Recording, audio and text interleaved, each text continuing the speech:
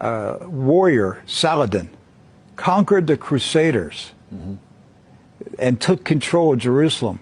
All right, he entered into an agreement that the Muslims would protect the Christian churches.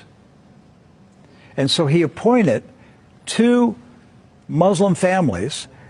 Both of these families had been in Jerusalem for, close to 1,000 years.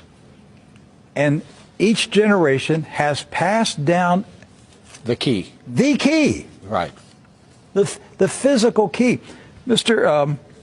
Judah said that the key he presently has is 800 years old. It's incredible. He had another key, but it broke. And this is a Muslim. I mean, yes. Adbi Judah is a Muslim. And he said it's a great honor for a Muslim to hold the key to the Church of the Holy Sepulchre, which is the most important church in Christendom.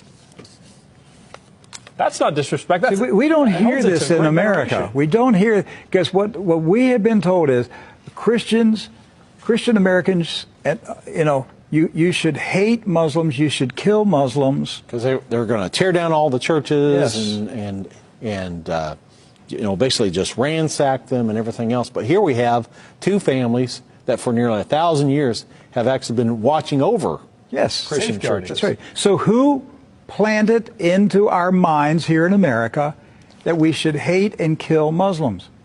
Who planted that thought in our head? Because it came into our society after 9/11. That's correct. So 9/11 was a calculated planned operation, and it changed everything in our country.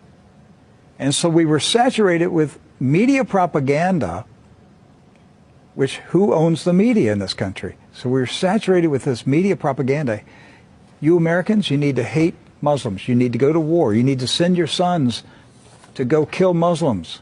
All right?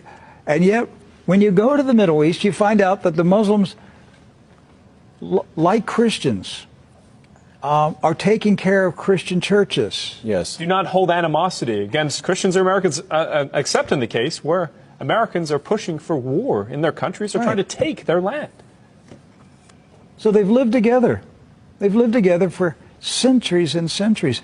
Jews, Christians, and Muslims have lived together for centuries. They were buying and selling. They were trading. They were doing business together. They were building houses next door to each other for centuries. And it didn't change until the Zionists came. Now, see, you say, wait a minute, I thought Zionists are Jews.